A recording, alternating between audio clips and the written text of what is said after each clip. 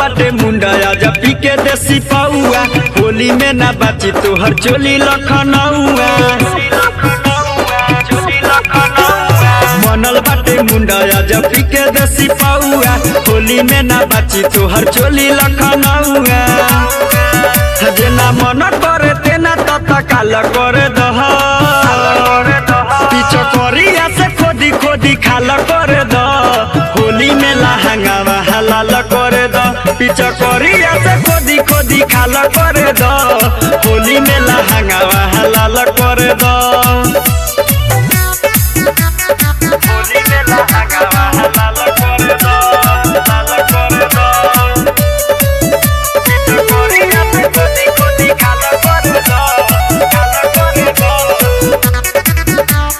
होली में लहंगावा हलाल करे द, हलाल करे द। होली तो हो खेला नु देवर भाऊ जाई के, करे द श्रद्धा पूरा रंगावा लगाई के।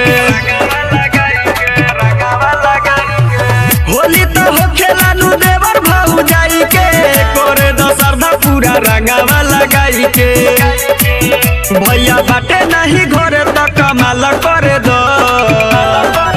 पीछे करिया से खोदी खोदी खाल करे द, होली में लहंगावा हलाल करे द। पीछे करिया से खोदी खोदी खाल करे द, होली में लहंगावा हलाल करे द।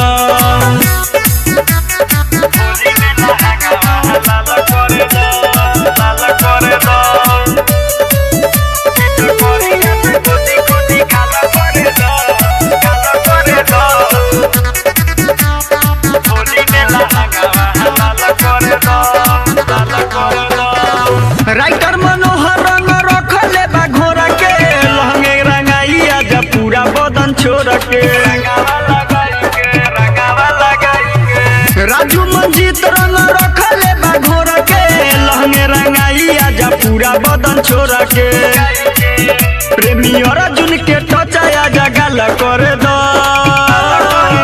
पीछे करिया से खोदी खोदी खाल करे द, होली में लहंगावा हलाल करे द। पीछे करिया से खोदी खोदी खाल करे द, होली में लहंगावा हलाल करे द। बनल बाटे मुंडा आजा पी के देसी पाउआ, होली में ना बाची तोहर चोली लखनऊआ।